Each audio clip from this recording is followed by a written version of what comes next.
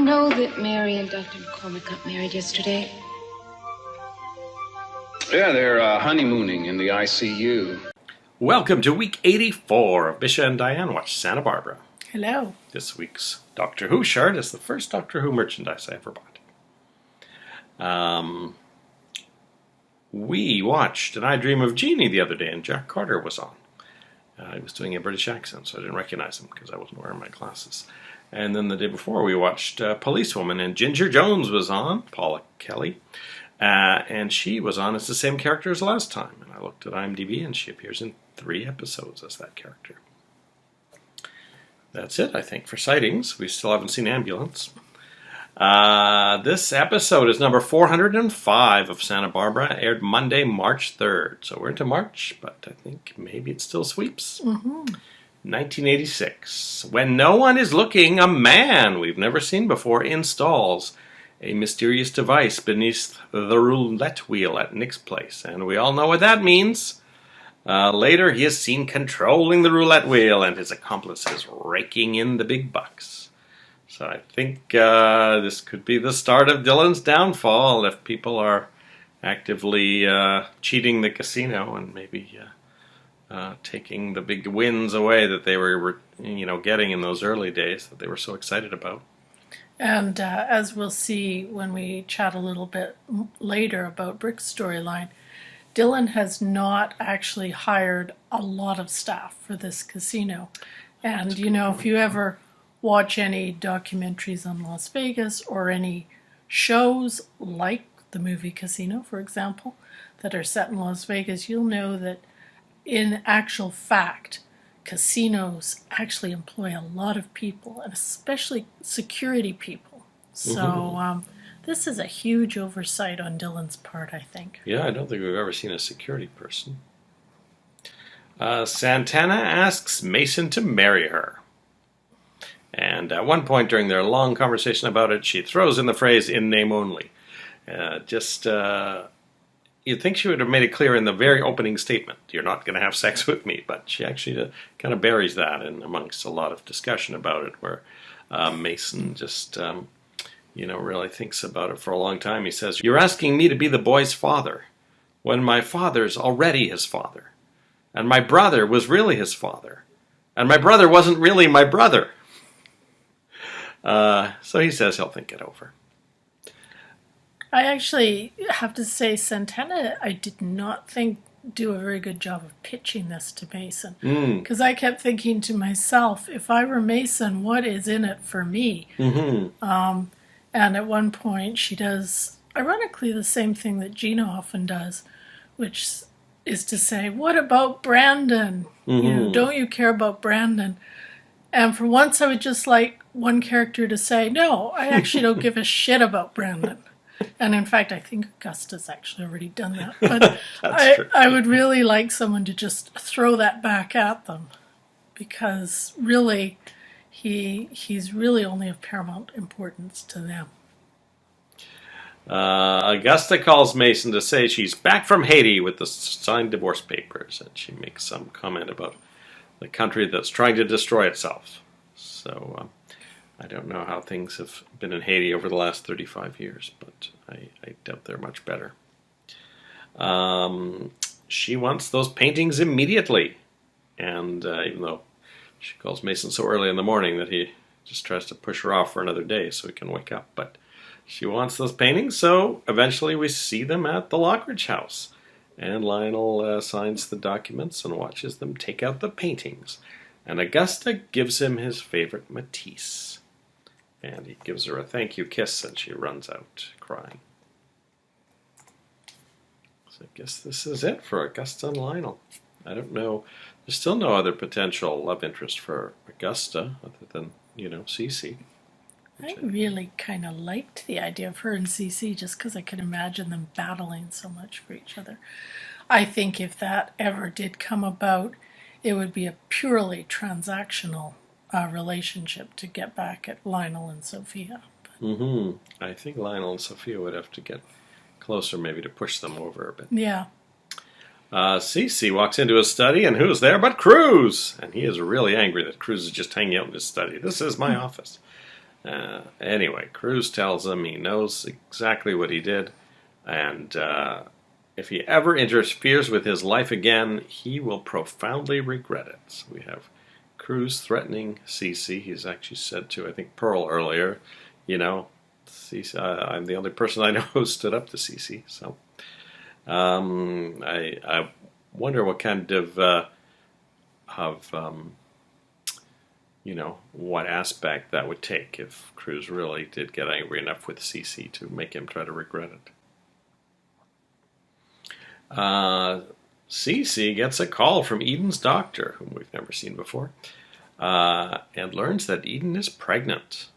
And the first thing Cece decides to do is not tell Kirk, which is interesting. I thought it was more interesting that the doctor would tell CC, because that seems to me to break all sorts of patient confidentiality rules. The doctor, Cece seemed to know the doctor, though, so maybe it's a family doctor. Sometimes you can get them to spill things that they shouldn't.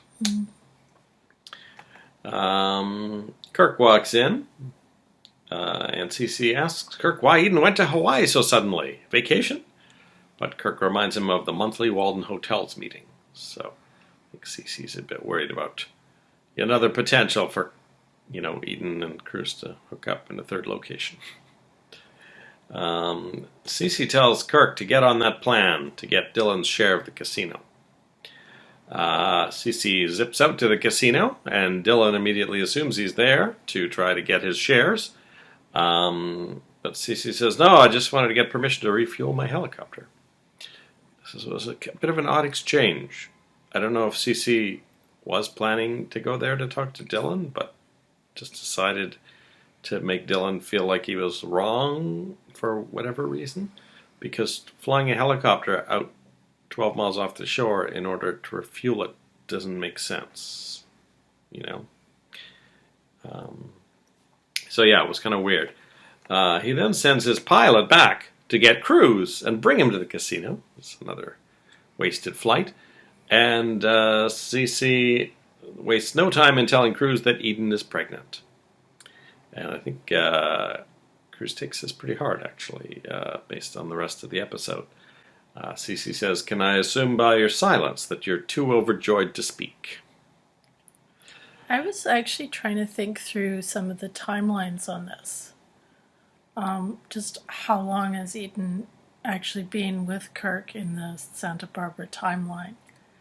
And is there a possibility that the child could actually be Cruz's? I don't know. How long ago were Cruz and Eden together?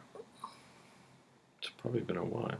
But she didn't sleep with Kirk for the longest time, so that's just what I was trying to think through. It's really hard when you're watching it to necessarily sync up what you're watching with what the timelines are on the show.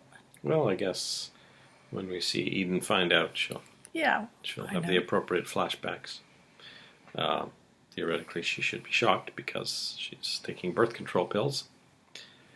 Cece asks Cruz to keep quiet about it, as Eden doesn't know yet.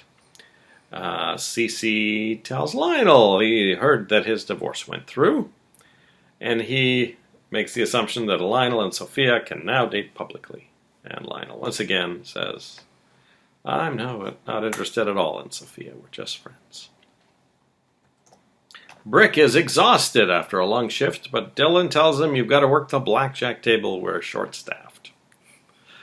Sophia keeps trying to come over and chat with Brick. He's already kind of edgy from having to work so late, but he says something like, he's just trying to get chatting back, But she says she just wants his friendship. Amy tells her off to the side that Brick's been really upset about everything since he found out about Lionel and Sophia. Lionel tells Sophia that his divorce has gone through. All the appropriate people know. Cruz tells Santana he found out about her plan. She tells Cruz she's marrying someone else. And she introduces Cruz and Cece to the man she's marrying. Mason appears from behind her and says, so, you're Cece Capwell. I guess all we need now is your blessing. Cece leaves without speaking. He's clearly upset. Mason tells Santana that Cece hates to be beaten at his own game.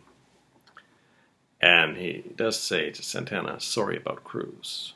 So that's nice of Mason. Mm-hmm. Kirk arrives, and he tells Cruz, oh, I just got a call from Eden. He's really laying it on thick with how happy he and Eden are together. Cruz, of course, has been asked not to say anything to Kirk by Cece, so he keeps it quiet. But Kirk just keeps needling him, Kirk says, oh, I love her too much to give her up without a fight. Cruz says, I don't think there's going to be much fighting from now on. And Kirk says, the mighty Castillo finally concedes. Kirk's being a real dick. I wonder if the delayed appearance of the fairy will give him enough time to just blurt it out that Eden's pregnant. But I don't see how that could help or even make Kirk annoyed, other than being annoyed with Cece for hiding things from him. Because he was pissed off at Cece for hiding the fact that Eden was in an explosion a few days ago. So now if he finds out that Cece's hiding that, he really, I think will be a bit concerned. He's on the outs with the old man. The reason the ferry is not there because Cece gets on the ferry, which we have never seen before, and we finally see the little ferry, and it's got little wooden benches, as you'd expect. There are two of them, sort of at a T shape, so it looks like there's only room for about 4 people from the angle we saw, and it's sort of a covered, downstairs area, so maybe there's more on deck. So it's nice. It's interesting they built this whole ferry thing. Maybe the casino will be around for a long time, or they have some reason they need a ferry for some future part of the storyline. Maybe these casino gamblers, will be found out and there'll be a big standoff on the ferry or something. Or for the pivotal scene when the casino is exploding and burning. Everyone has to run to evacuate to the ferry and be huddled and get pulled in out of the water. Yeah. So Sophia is already sitting in the ferry. Cece tells the guy, let's go. He goes, no, we're not due to leave for another 15 minutes. And Cece says, go now. So that is why the ferry that Cruz expected to take has left the dock without him. Now, sorry, why didn't Cece get on his helicopter? That is interesting, because the helicopter did bring Cruz there, so he must be back. And hopefully he refueled before getting Cruz, otherwise he's really out of gas. I'm not sure why Cece got on the ferry this time. Unless he saw Sophia get on there and subconsciously wanted to be there. That could be. That is it for a Monday episode. So Mason and Santana will be getting married soon. So we've got a triangle with Mary in a way, because she still cares about Mason, but she's stuck with Mark. And we've got, I think we've got Janice still in the mix in some way. And of course, Santana has put herself in the mix too. So that should be quite interesting. Yep. And presumably there's no reason to delay the wedding. And if we're still trying to hit the tail end of the February sweeps, maybe it's tomorrow, today, whatever, Tuesday.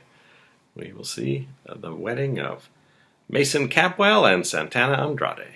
And then Mason will be Brandon's father.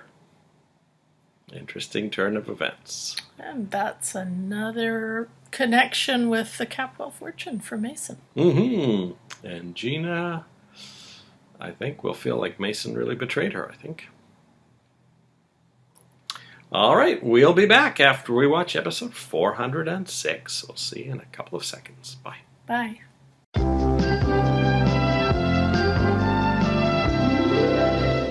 Welcome back.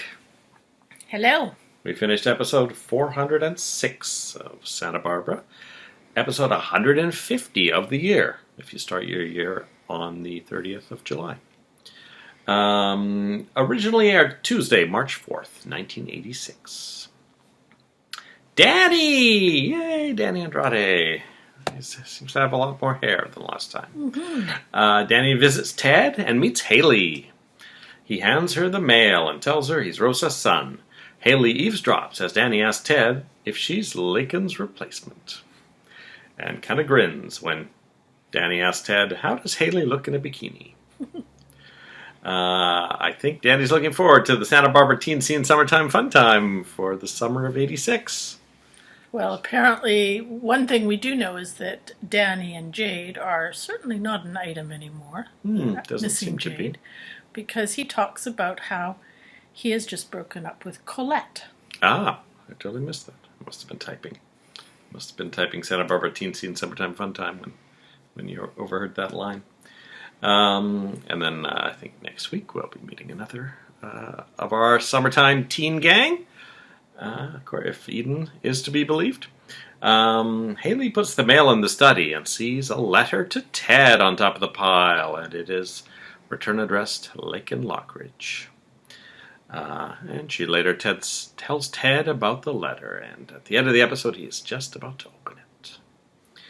I wonder if it's I'm never coming back letter. Mm-hmm. This would give Haley a reason to comfort Ted. On ferry number 1, the seating seems to be slightly increased. We see several benches now. The engine dies, and they are in danger of drifting out to sea. Sophia tells Cece she feels like she's been kidnapped. He tells her he wanted to talk to her alone.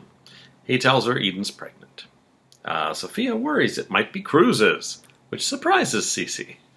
But she says she thinks the only reason Eden married Kirk is because Kirk knows Eden pulled Cece's plug. Cece is surprised that Sophia thinks that. He tries to hide a little bit of the truth, but Sophia says, I saw Eden go into your room. And so basically all the cards are on the table at that point. Mm-hmm. Mm-hmm. Then they start discussing Sophia's love life again, as you might expect. And she tells him she's moving on. And he says he's not really moving on yet. He says she's not really moving on if she is seeing Lionel. And she says, of course, I'm not seeing Lionel. Mm-hmm. She complains about him tricking the family that whole time that he pretended to still be in a coma. And she says, why don't you just leave me alone? He grabs her and says, I wish to God I could! I love you so much! That was another episode-ending scene. That was fun. So maybe the inverse of Ted's letter. So, I mean, Sophia's not seeing anyone. So this could be the start of a CC Sophia romance if she decides to go for it. I don't know. She didn't want to be with Lionel, though, so maybe she wants to be alone. Yeah.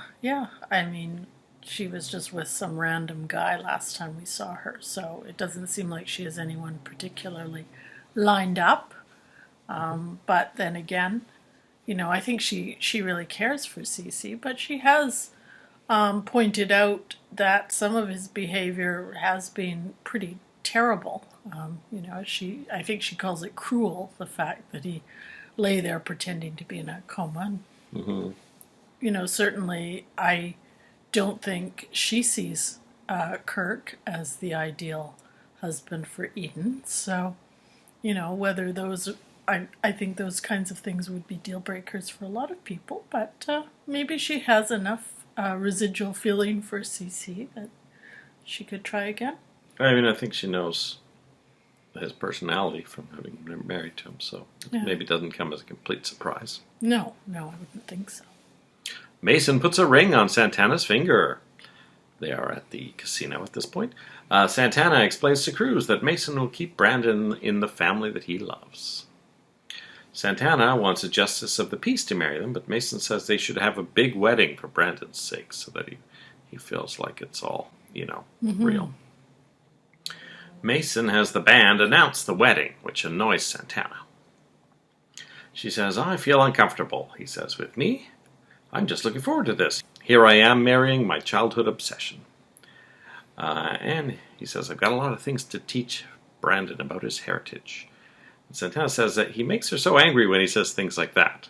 And so Mason says, are we having our first fight?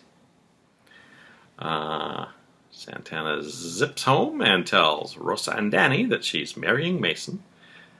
Rosa tries to, I think, steer her towards Cruz even then.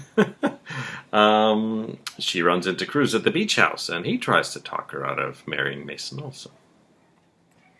Yeah, I think it's pretty universally recognized that this is a terrible idea.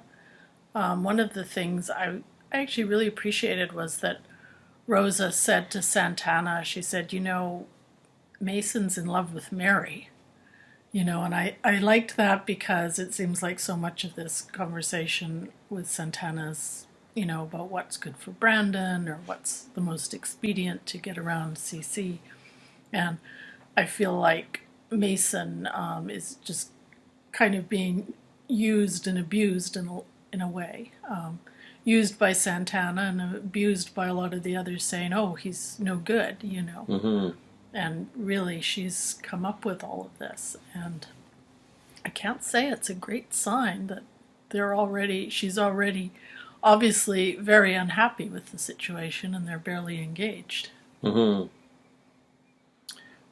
Rewinding back to the start of the episode, Pearl arrives on ferry number 2, which looks very much like ferry number 1. So they have got 2 sets for the price of 1, I suspect. And that's probably why the extra seats were suddenly in ferry 1, because later we'll see ferry 2 is full of passengers. He asks Cruzoid, what's happening? And Cruz says Eden is pregnant. And Pearl takes a full load of passengers back. Back in the Capwell house, Mason tells Ted and Brandon the good news, that he's marrying Santana. Ted says, you proposed? And Mason says, au contraire, mon frère, she proposed to me. And Ted says, she doesn't even like you. Then Ted assumes Santana's pregnant. Santana tells Mason she's having second thoughts. But then Brandon is very supportive of the whole thing, so she decides to go through with it. So we've got quite a theme here of women marrying men they don't actually like. Mm-hmm. Between Eden and Mary and Santana. Mm-hmm. And whether Kelly ends up liking Nick after the way he's been acting the last few episodes remains to be seen. So, none of the women on this show right now are really attached to the right people at this point. Although in the Hartley situation, I certainly wouldn't call Dylan the right person either. I think Kelly maybe needs to just sort of hold out for someone else. Find a saxophonist on the fire escape that she can date. Kirk tells Gina that he has some news, but won't tell her on the phone. And this was just after the big announcement at the casino that Mason and Santana were getting married. So I thought that's what Kirk was going to tell her. But he actually tells her that Eden found the wig and all the other stuff. I hid them all in different places, but she found them all. So Gina doesn't buy it, but she buys the wrong stuff a little, unfortunately, too quickly, because it totally doesn't make sense what Kirk said. But he tells her she needs to come up with a plan to stop Eden.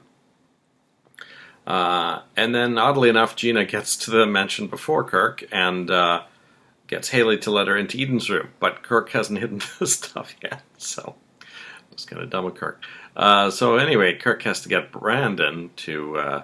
Kirk goes into Eden's bedroom and realizes Gina was in there and is probably hiding in the closet. So he runs downstairs, tells Brandon, "Oh, your mom's upstairs in Eden's room. Why don't you take her?" I forget where he tells her to take him to his room, I think. And so he has to get Brandon to get Gina out of there, and then Kirk sneaks in with his strong box full of stuff and hides all the stuff in the wall safe. And I'm pretty sure he left the picture off, so when Gina returns, she finds the picture sitting there, and that causes her to look on the wall, and there's the safe. And of course, as we know, it's not really a safe; it doesn't have a lock. So she pops it open, and hey, there's all the stuff. I think we've talked about this before. Kirk seems to be, I feel, a little confused about his various strategies, because he's trying to get Eden pregnant and sort of claim the prize for being the first one to have a Capwell grandchild. But at the same time, he's running this full hate-on campaign with Gina against Eden. I mean, I just don't see those two things dovetailing. We know Gina tends to poison people when she's upset with them, so... I can see how they might dovetail plot-wise, though, especially with Cece hiding the information from Kirk. Mm-hmm. I suspect Gina will come up with a plan, it'll get set in motion, then Kirk will find out she's pregnant, and he'll be racing to stop Gina. Yeah, I can definitely see that happening, too. I'm just saying, at this point in time, I'm just not really understanding Kirk's thinking, and maybe that's the point. I think he's a bit, nuts, too, at this point, or, not overall nuts, but because of the situation, he's not thinking that clearly, I don't think. And it'll be really fun to see it swerve again if it turns out to actually be Kirk's or Cruz's baby. Yeah, so. As we said, we're not sure about the timing. Yeah. I didn't think there was any time she could have gotten pregnant, but I didn't really remember this storyline, so until Eden was seen with the birth control pills in that one scene, which was not too long ago, it didn't occur to me to keep track of when she had sex with Cruz. So I guess I should have a chart for that. But we have a much better chart with the Kirk Cranston trauma tracker. Everyone and their mother has a when did Eden have sex with Cruz chart. So Kirk arrives in the wall safe, and Brandon then pops into the room again and says, "Oh, I've got great news. My two best friends are getting married." "Who are they?" says Gina. "Mason and Santana."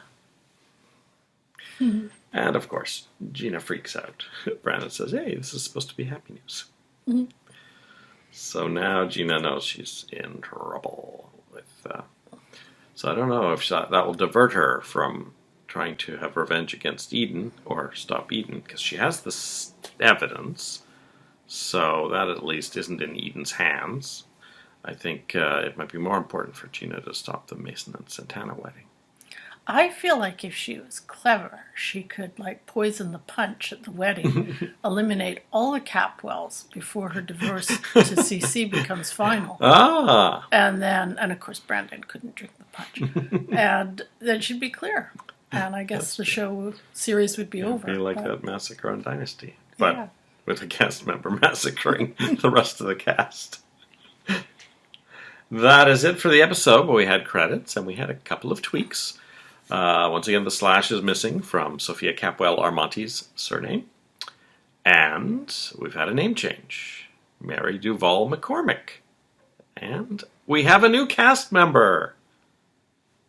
So as you haven't seen any new people, obviously one of the non-regular cast members has been bumped up to regular.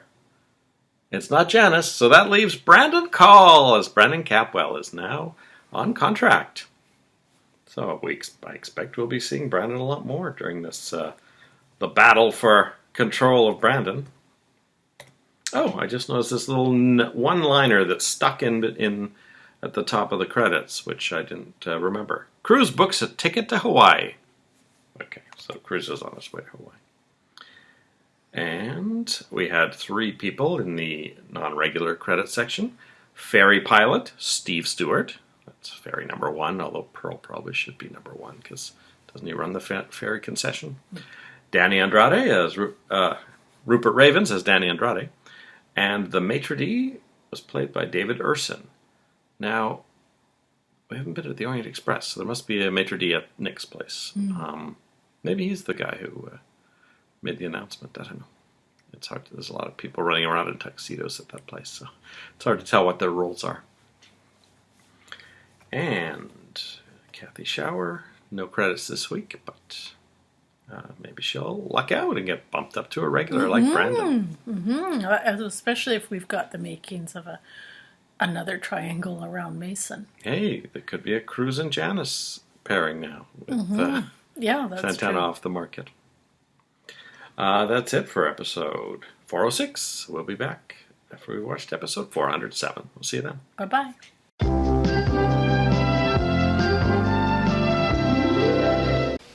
I'm waiting for the inappropriate moment. It always comes.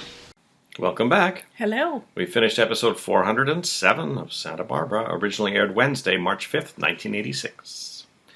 And we find out that ferry number 1 is named the Diamond Jim. So I wonder what Pearl's fairy is called. Cece says to Sophia, I wish to God I could believe you. I used to love you so much. And I have a feeling that's not quite the dialogue we saw last time, is it? Or did I completely misrepresent like it was a little bit different. Sophia says, do you wish I'd drowned that day? He won't go that far. Brick tells Cruz that Cece and Sophia are missing. Cruz sets up a command center at Buzz's. Brick demands to be on the search vessel. Eventually, the ferry makes contact with the rescue ship, and Brick comes on board. And Cece says, it's fitting your bastard son should come to your rescue. Which doesn't really make sense to me. I don't see how it's fitting at all. Not really. At Buzz's, everybody cheers. Brick and Sophia had a nice hug there. So I think this may be the start of them getting closer. That was really nice to see them kind of getting along a little bit better, and Brick dropping his guard a little bit. Reporters try to get interviews with them both when they get to Buzz's, but Cece blows them off and Sophia just shuts them down. So Cece insults them, actually, and then Sophia just says no. Mason wants a honeymoon, but Santana says she wants to start a stable home life immediately for Brandon so he can get used to the new situation. Then Mason wants to revisit the separate bedrooms rule, but Santana insists. I feel like this deal is looking less and less attractive to Mason as he's... I think he's thinking he can win her over eventually. But Mason goes to Buzz's and finds out Janice is the new waitress. So now we've got Janice and Amy and Pearl hanging out there a lot. And everyone else seems to have dinner down there because they want to come back from lunch smelling like fish, I guess. Mason asks Janice for a date tonight, and so she agrees. But then a guy, I think his name was Tom or Ted or something, comes in that seems to know Mason, maybe from college, and congratulates him on his upcoming wedding. Janice immediately cancels the date, even though Mason tries to explain bits of what's really going on. She's surprised that he is marrying Santana, even though she knows married Mark. But she's a little weirded out that Mason hasn't told Mary yet. So Janice actually takes it upon herself to tell Mary about Mason marrying Santana, thinking maybe Mary can talk him out of it because it seems to be a reboundy thing to her. Mason, of course, doesn't reveal all the Brandon parts of the reasoning. Later that night, Janice is closing up the joint. On her first day, she's putting all the chairs on the tables and then finds Mason in a corner, completely drunk, head down on a table, and offers to bring him home. And he says, not the Capwell home. You can take me to a halfway house. I'll walk the rest of the way. She takes him to the Capwell house. So it'll be really interesting to see how this unfolds. I feel like we've got a little chorus of people on the Santana side of things, her family and Cruz, saying, please don't do this. This isn't the best thing for you. And I think we're starting to get a sense that there might be a little audience for Mason as well, saying, don't do this. Kirk is suspicious that right after the rescue, Cruz has to rush off right away. Cruz tells Santana he's going to Hawaii. She asks him to be back in time for her wedding. And he said he'll see what he can do. Cece and Cruz have an encounter too before Cruz's flight. Cece tells Cruz that he wonders if maybe Eden's baby is Cruz's. And Cruz is completely offended, mainly on Eden's behalf, because he says that his daughter is honorable. He doesn't actually defend his own self. He tells Cece he's going to Hawaii to break things off permanently with Eden. He has figured out a way to do it, but he mustn't let Eden know that he knows that she's pregnant. I can't imagine what that would actually be, and I'm wondering if it will go south because someone, either Kirk or Gina or Cece, will tell Eden before Cruz can whatever he's doing. Yeah, I think something's going to happen to disrupt his plans for sure, whatever they are. When he gets to Hawaii, Eden's door is ajar. It's because the maid is in there cleaning up. And she tells Cruz, oh, Mrs. Cranston is out to dinner, and she's not sure where. And he calls him Mr. Cranston, but he says, no, I'm for a family friend. And with all of that level of authorization, the maid leaves him alone in Eden's room. Now, I've often seen maids prop the door open when they are cleaning a room in a hotel, but it's never occurred to me that if I just wandered in and said I was a friend of the person staying there, they would leave me unattended in the room after they finished. So Cruz sits on the bed and starts to make some phone calls. He has to cancel or bail out of a meeting that's tomorrow. Mary feeds Mark some water. They talk about their future. It's midnight, so Mark sends her home. She realizes she's lost her key to the Capwell guest house, so she goes up to the house to find another key, and as Janice is leaving, she runs into Mason. So I guess next episode we'll have a conversation between Mason and Mary about why Mason is marrying Santana. Ted tells Haley the contents of the letter. Lakin is getting married. Wow, that's a twist we didn't see coming. So presumably next time we see Lakin, she will have a husband in tow. I think it said he was a ski instructor. Can imagine what he might look like. Lakin and Haley, Ted and Haley end up heading to Buzz's to wait for news on, the rescue. Ted and Cece hug when they're rescued, and then Ted and Haley head back home. Later in the night, Haley is awakened by Ted as he's rummaging around, probably in the attic, getting his camping gear. And she sees him down in the atrium folding up his sleeping bag, and he says he's just got to get away for a while to clear his head. And I think we should mention that during their time at Buzz's, Ted attempts to talk to Cece and he attempts to talk to Sophia, I guess about this letter that Lakin has sent, and they both kind of blow him off. Cece's tired, he's had a long day, he asks him to speak to him in the morning, and Sophia's about to talk to him, and then Lionel calls, and she goes and takes the call. So he's kind of come to the conclusion that he can't really depend on anyone in his family right now. I don't know where he's going to go, if we're going to see him there, or if the actor has vacation and will be off for a couple of weeks. I note Kelly still hasn't gone to New York to do her thinking, but I guess we never did see Kelly briefing Kirk on taking over her role at the casino, but Kirk's been there the last couple of times, so I think he is overseeing things. Yeah, I think so. So, yeah, I don't know when we'll see Lakin next, but it certainly won't be Julie Ronnie. And, yeah, maybe this will give Danny a chance to chat up Haley while Ted's out of town.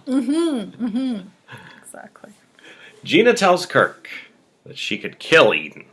That's exactly what Kirk wants to hear. He actually has a lovely flashback only about 3 minutes later of Gina saying that to him. Gina runs into Cece and blames Eden for all of her troubles, and Cece says she's crazy. And then Mason tells her much the same thing. I don't think Eden's behind this. So Gina wonders if it is Eden after all, or if maybe it's all Kirk Cranston. So Gina's actually pretty clever here. Santana tells Cece that Gina has been saying some weird things about Eden and suggests adding security for the family. So this may be an unexpected roadblock to Kirk's and or Gina's plan. Yeah. Kirk reminds Gina of the entries from Eden's diary that he read to her, which is not a scene that we saw, as far as I recall. But they were obviously part of Kirk's plan to make it look like Eden was after Gina. And Eden says, I would like to see that diary in person. And he says, oh, Eden took it with her to Hawaii, but all I have is the 5 pages I hand copied out of it myself. So I think, maybe Gina is catching on how dodgy this is. Gina says, okay, well, I'll just call Eden in Hawaii and confront her, which is the last thing Kirk wants. So she calls Eden's room, and then hands the phone to Kirk and says, "It's for you." And Kirk hears Cruz saying, "Hello?" So once again, Kirk has the wrong idea about what Eden and Cruz are up to. And I have to say, I really loved sort of Cece's progress from being rescued to his house all through this episode. He keeps running into people who want to talk to him. And by the time he gets to the door, there's Gina there, and he just completely blows her off.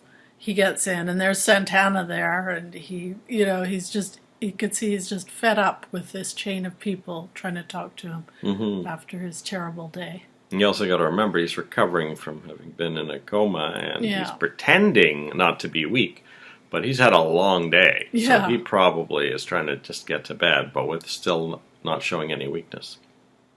Yeah. All right, so will Cruz make it back in time to watch Santana and Mason exchange their vows? I'm hoping that the conversation that Mason has with Mary is also, I'm hoping, a powerful one, not that it would necessarily stop the wedding or anything like that, but it may lay the groundwork for later on in their relationship. Mm-hmm. And Mark's still in the hospital, so we still haven't seen how Mary and Mark's home life will be. Yeah.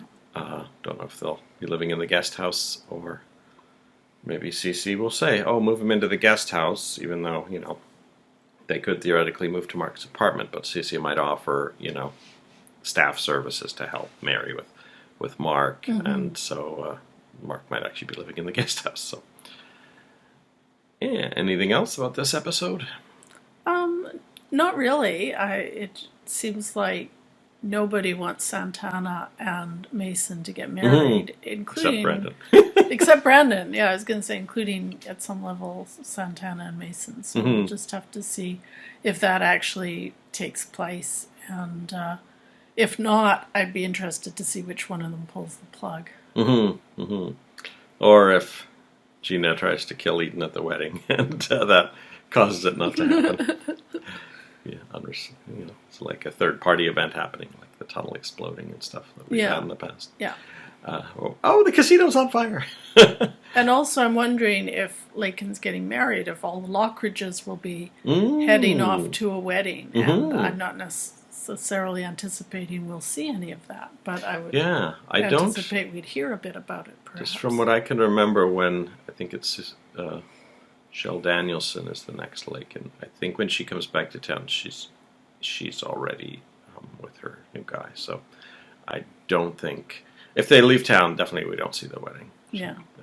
Unless I've totally forgotten something. So, we just wanted, this is unrelated to Santa Barbara, but we were watching Policewoman, as we do every night, and Donna Mills showed up in a fun role for her. So I think she saw how much fun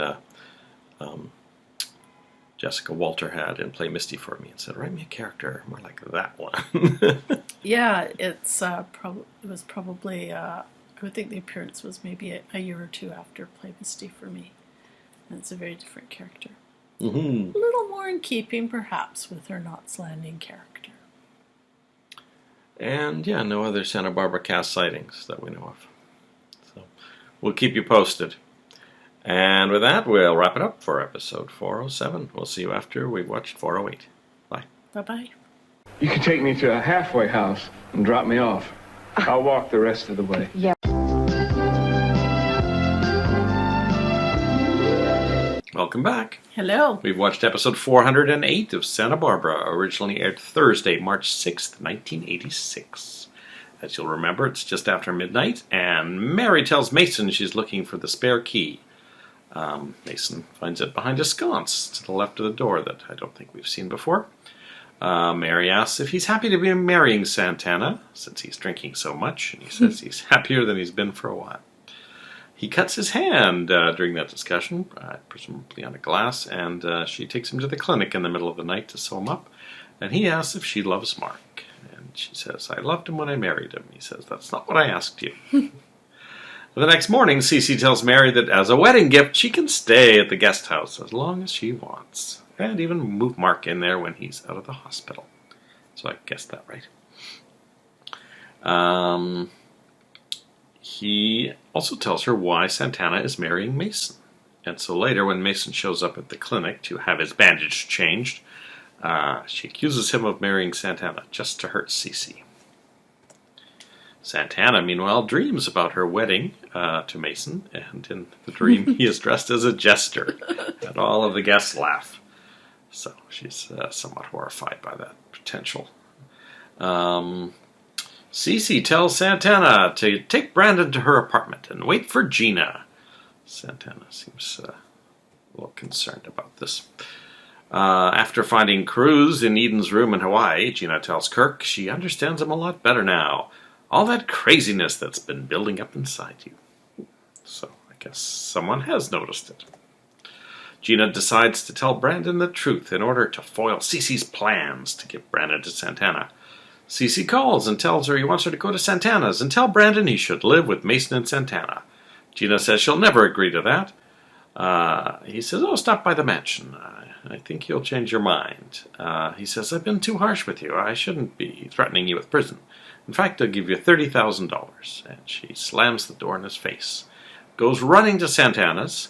Cece catches up with her just before she gets in, but she manages to get Santana to open the door again and bursts in, and it looks like she's about to tell Brandon everything, but she seems to once again have a change of heart and tells him that she's been having some problems and thinks he might be better off living with Mason and Santana. So I'm not sure what changed in Gina there in that few seconds. I think we should mention as well that in this intervening time, Mason, of course, is on his bender or recovering from his bender. He's not in the greatest shape. Mm-hmm. But he actually goes to Buzz's and he's thinking about everything, and he actually comes to the conclusion that he doesn't really think the marriage is a good idea. Kirk comes in. Kirk congratulates him on the wedding, and Mason says, people should marry for love, Kirk. I hear you, says Kirk, and Mason says, no, you don't. You and Eden, there's no love there. Mary and Mark, it's all a travesty, and I don't want any part of it. The wedding is off. Kirk comes in and takes him out, and Mason is actually there when Gina makes this declaration at Santana's, and I think that changes his mind, and so he does decide to, right now, to go along with the wedding after all. Mm-hmm. After Gina gives up Brandon, she stalks out and says to Cece, what if someone were to take Eden away from you? How would you like that? So, I think this is an interesting thing that it never occurred to me that this is what would push Gina over the edge in, actually going after Eden. But now it's actually not just getting back at Eden, but punishing Cece for taking Brandon from her. So there's an interesting twist to it. Mm-hmm. Mm-hmm. So I think maybe Kirk has lucked out and she'll do something permanent to Eden. Eden finds Cruz in her room, and he tells her he finally realized he's just been chasing her because he's competitive with Kirk. Eden is surprised by this, and she says she's been thinking about his statement that he'd never give up on them. And that actually led her to a decision. He says he doesn't want to hear it. He says it's over, and he leaves. She chases him to the airport, but he won't even give her a goodbye hug, and walks off to the gate. But Cruz isn't, you can tell he's not the kind of liar that Gina and Kirk are. So she can tell, even though he's saying all these things and trying to make himself sound kind of glib by saying it's just a competition with Kirk. She knows better than that. Mm-hmm. She says, oh, something's happened. What is it? Yeah. And of course, maybe she'll realize after the fact, when she finds out that Cece knows she's pregnant, she'll wonder, did he say something to Cruz that? Yeah. Yeah, and now we know that Cruz has already sworn Cece to secrecy. Like, Eden's never to know that I already knew she was pregnant. Mm-hmm. But I have a feeling, I feel like that will come out. And if Cruz doesn't tell her, which I feel like he won't, then I think it'll come out from CC in some sort of scene of great bombast that she'll put it together. Yeah, That's what I'm Sophia thinking. doesn't know that she talked to Cruz. Maybe Haley overheard it and we didn't even see her and she'll accidentally say something. I don't know. Nick is having no luck finding funding for his book. It's still after midnight at this point in the show. Kelly gets angry at him for refusing her money and leaves in the middle of the night. Nick finds her in the morning at Buzz's and they have breakfast together. But sadly, when they get back to Nick's apartment, it's been robbed and all of his photographic equipment has been stolen. So, he has less than nothing now. Still won't take any money from Kelly, which he's reiterated. I don't know what Nick's going to do, but he seemed to say something, everything's going wrong for me, or something like that. So, that's a worrying phrase in soap opera land. I think he might start turning towards the dark side. I feel like he is getting pushed farther and farther over the edge, and what that edge looks like, we don't know. Whether it will be some sort of a recurrence of what was apparently a very fragile episode for him way back in the beginning before he met Kelly, or if it'll be something else. Mm-hmm. Hopefully all this stress won't bring back Kelly's headaches. Or maybe she will say, you know what, I'm going to New York to do this break that I needed because it's not a good time. We'll see after we watch episode 409. We'll see you then. Bye-bye. People should marry for love, Kirk. You and Eden, there's no love there. Mary and Mark, it's all a travesty.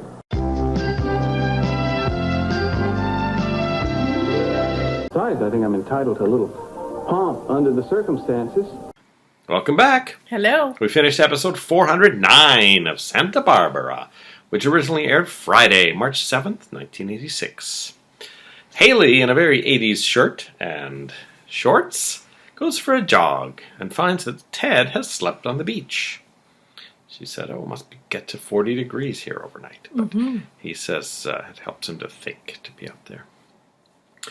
Later, Haley gets angry with Ted when he says that if this were Jane Eyre, Cece would have locked Gina up in a closet.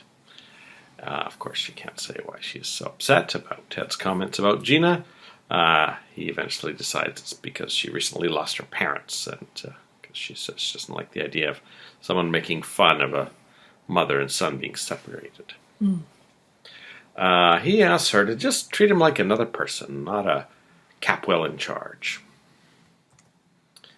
So, it seems that relationship is progressing. Yeah, I mean, Ted doesn't really have anyone else on the horizon. We did see his study mate, I guess, a month or two ago, but we haven't seen her since. And when he was talking to Danny, it didn't seem like he was really dating anyone. So why not he and Haley? Yeah, it'd be interesting to see if Danny is interested in Haley too. Gina comes by early in the morning to visit Haley, and they've just barely managed to avoid getting seen by Cece as he takes Brandon out to bring him to Santana's. And he swings by Cruz's first, and Cruz is there and tells him that he's told Eden it's over. And Cruz also tells him he's leaving town and looking for jobs out of state. So we might have seen the last of A. Martinez on Santa Barbara, if that job offer pans out. I suspect not, although it would be fun if he did have a vacation and there was a kind of, just kind of a red herring that he had gone out of state. That would kind of shake things up a little bit for a few weeks, perhaps. Yeah, because back then, before the internet, you wouldn't have known what was going on. People would have thought, he's leaving the show, I guess. Kirk wakes up to find Gina sitting on his bed. She taunts him about Cruz being with Eden. Gina asks Kirk how he'd feel if Eden never came back from Hawaii. Now, Kirk plays this whole episode kind of weird. I think he's just playing against everything Gina says in order to sort of elevate her, ire against Gina and her, to get her to Eden. Come up with against Eden and to come up with the plans herself, I think. Gina shows Kirk the wig she found and also shows him Eden's will that she has found somewhere, and says that Kirk will be inheriting a tidy sum, even if you disregard the few trinkets that she's specifically mentioned should go to Cruz. And you know, actually, thinking of this scene with Gina perched on Kirk's bed while he's waking up, I can't help but think back to the very, very beginning of the series when Joe Perkins had to go through such extremes to get into the Capitol House because the security was so massive. Mm-hmm. Well, she's got Haley now, so once she gets in early in the morning, I guess she's in the house for the day, doing her little adventures. Kirk seems shocked that Gina is suggesting he murder Eden. So that is where the first half of the conversation goes, is that Gina seems to be suggesting it should be Kirk who does it. She says, "Oh, I feel that Cruz is probably very energetic." And Kirk slaps her. And then Kirk comes back. This is later on at her motel. He accuses her of wanting him to kill Eden because she's hoping that he'll get caught. So he takes off his tie and starts menacing her and talking about killing two birds with one stone. And he then pretends he wasn't threatening her at all, puts his tie back on. So he's really acts quite oddly in this episode. And presumably it's all just to ramp up Gina's ire in some way against Eden. My interpretation of all of this sort of Kirk and Gina interactions was, I felt with the first one, when they were in Kirk's bedroom, and this is where the idea of murder first comes up, I kind of took it as Gina being Gina. Certainly she's capable of attempting murder. We've seen her try and do that twice. But, you know, she does get really quite carried away with threats and that. We've seen that in the past where she'll ramp up threats against Mason and threaten to bring down hell on earth, and then the next episode she'll be asking him for help. So I feel like Gina is always very dramatic that way, and it doesn't mean she doesn't have her schemes and that, but I felt like she and Kirk were kind of egging each other on, and I felt like in the last scene with Kirk, I thought she looked quite alarmed by his behavior, and I felt like maybe she felt perhaps she'd been playing with fire a little bit. Well, he asks what ideas she's come up with for killing Eden. And he says, "What about weapons?" And she's, quite taken aback by that. And he says that unlike her sloppy attempts to kill Cece, this time they will plan everything to the last detail. So I think he just wanted to be 100% sure Eden was on board. Gina was on board with killing Eden before he revealed that he wanted to really plan it out. I also thought, though, he was pretty unhinged this whole episode, too. And that's what I felt was kind of shining through in that last one. And I felt that Gina was getting a little inkling. She's already had her doubts in some ways about some of the stuff he's been telling her. I just had a sense that perhaps she was getting a little flicker that Kirk may not be entirely of sound mind. That could well be. We may have to put something in his brain in our Kirk Cranston trauma chart. Mary finds Mason asleep on the examining table at the clinic. And Mason gives her an invitation to the wedding, which was quite blurry in the copy we have. So I didn't really get an opportunity to read any of it, but I might try to freeze frame it and jot it down. Mary's worried that he's going to be turning this wedding into a sideshow. And he says, "I deserve some pomp under the circumstances." Brandon and Cece finally arrive at Santana's, and Cece is annoyed that Mason is not there. Cruz tells Brandon to go play near the ocean, but not to drown. I'm paraphrasing. He tells Santana he's leaving town. She says she wants him at the wedding, and he says he will definitely be there. Brandon runs off when he finds out that Cruz is leaving town. Not, runs off as in gets lost, but just runs out of the room because he's clearly very upset that Cruz is leaving town. It's one of the few people he likes, I think. Cruz is angry when Mason finally shows up and says that if he needs a shotgun at his back on Monday, that he'll happily provide it. Meanwhile, of course, Santana has left looking for Mason. So this is the first inkling that Monday is the day of the wedding, and this is Friday. So presumably, we are going to see the wedding on Monday. Mm-hmm. Santana shows up at the clinic looking for Mason. Mary says, of course, that she just missed him, but she says you and Mason were in love once, which is an interesting thing because I don't remember that ever being the case. No. And I thought, oh, is this something Mason's told Mary? But then Santana agrees with her. So from Santana's standpoint, she and Mason were in love at some point. Now, maybe if Ava Lazar were still playing Santana, she would have said, what? But since this is a new actress, she's got really no way of knowing that that was never something that was presented to us. I have a feeling Ava Lazar would, the lines probably would have been the same, but I think she would have done a bit of an eye roll with that. So. I mean, yeah, Mason was interested in Santana, but... Yeah. All those times Mason was trying to rape her, I don't think she was in love with him. No, she pretty much cut him off after that. So. Yeah, pretty much tried to avoid him for the entire first part of the series. So I don't think so. So unless there was something, after Channing died that we don't really know about, that they never talked about, some kind of brief flirtation or something. Santana agrees, but says Mason loves Mary now. So this is interesting to get, for Mary to get this info from a third party for once. Danny, Mason, Cruz, Santana, and Reverend Fitzpatrick have a pre-wedding meeting.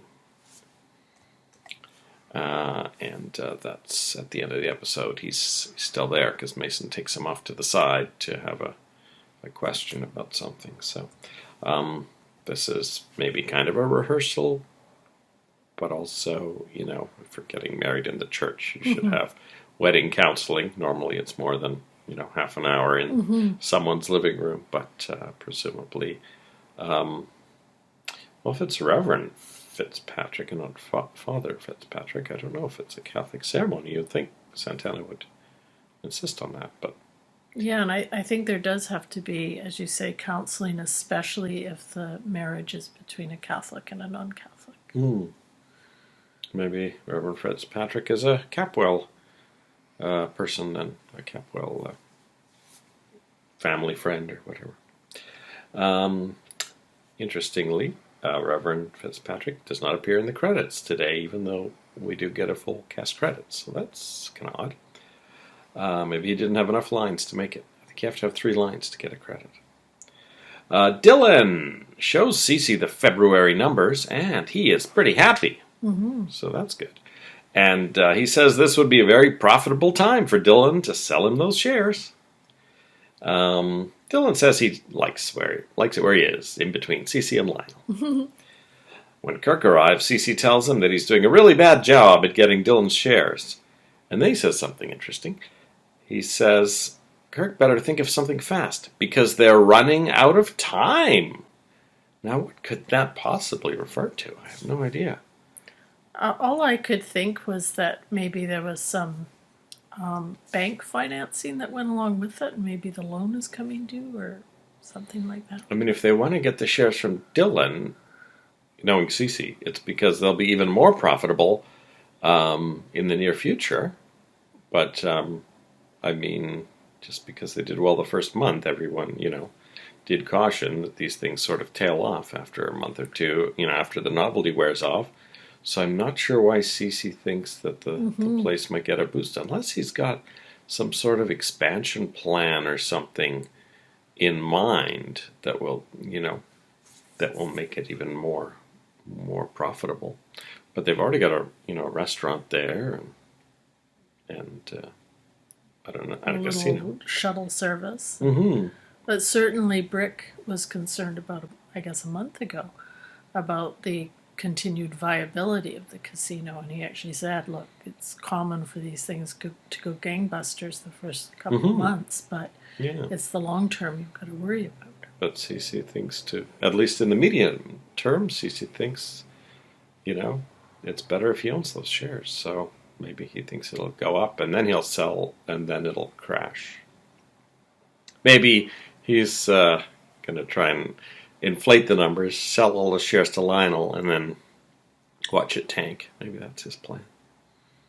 Augusta tells Dylan that her daughter is marrying a ski instructor who's probably after the family money. So I don't know why I didn't think of this, that Augusta wouldn't be too pleased. Well, I was thinking more of how Ted feels. It never occurred to me that Augusta would be horrified by this, Yeah, but of course. Augusta and perhaps even Lionel aren't probably not that thrilled. Mm-hmm. I should say Augusta is resplendent in this episode, wearing this very elaborate sequin butterfly, big-shouldered outfit. Mm-hmm. And Augusta gets a chance to actually do some croupier at the roulette table later on. And she is a bit shocked that there's so many people gambling here and it's not even 11 a.m. And she calls them all pathetic. And then Dylan points out that Warren's been there all night. So Augusta tells Warren to pack it in. He is at the roulette table, but he is winning. Then we see someone operating a computer watch.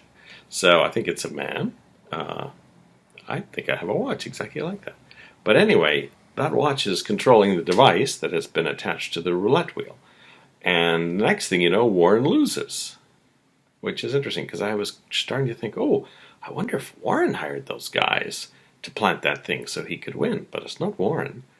And the guy we saw planting it, it didn't look familiar. So if Warren's losing, then is it a third party who's just using it for their own gain? But why would they bother making Warren lose unless is it Dylan? Do you think I it's Dylan? actually suspect it's Dylan because remember, Dylan said to Augusta at one point, he kind of whispered to her, "Don't worry, house always wins," or something like that. So I really feel it's possibly Dylan, and I think that's part of the reason he's so confident about this being a continuing profitable operation. So Warren has lost, so he wants to borrow $1,000. And Augusta says no way. But Cece overhears and says, I'll cover it. So Warren bets another $1,000 and loses again. And Cece gleefully lets him borrow another $2,000. And when he loses that, Warren makes a crack about the table being rigged. This actually concerns Cece, and he warns Dylan that Warren making accusations like that is dangerous.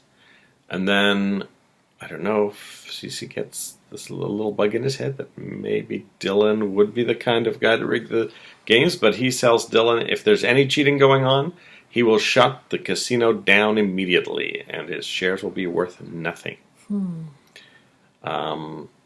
Then a bald man appears out of nowhere and offers Augusta $5,000 for one of her paintings.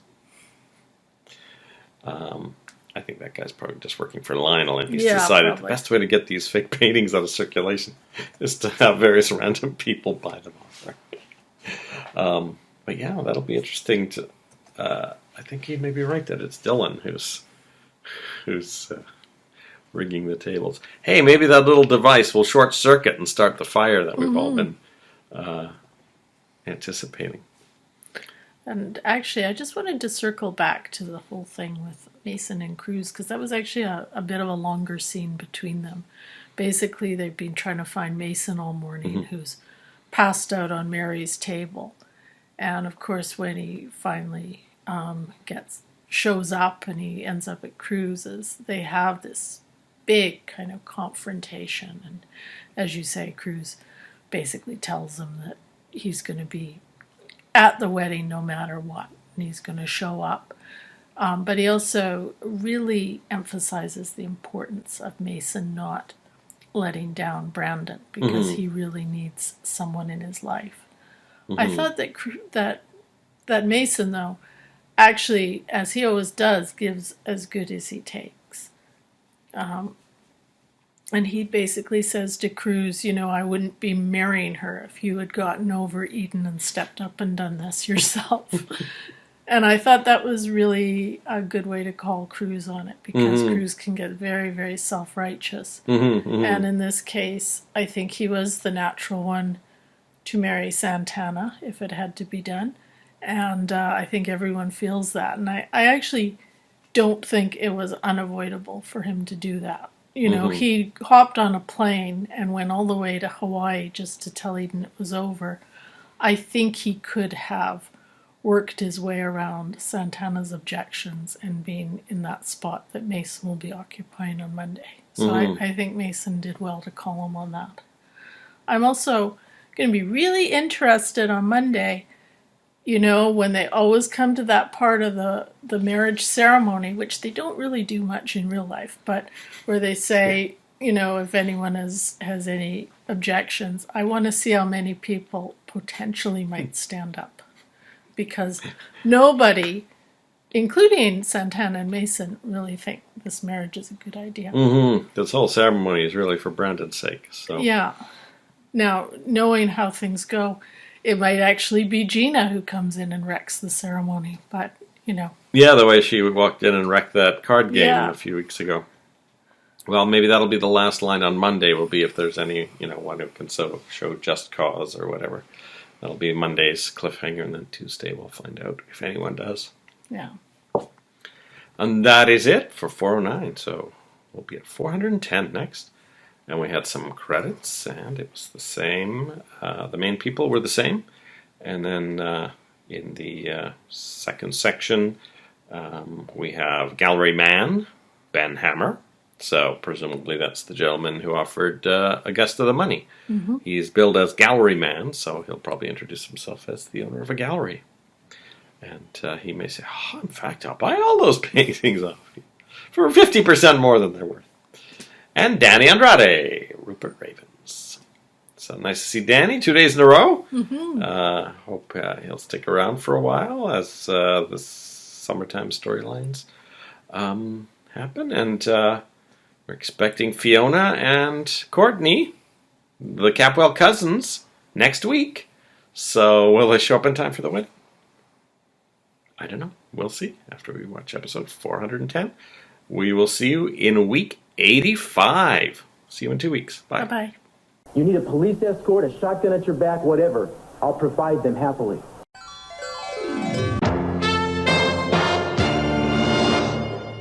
Can I assume by your silence that you're too overjoyed to speak?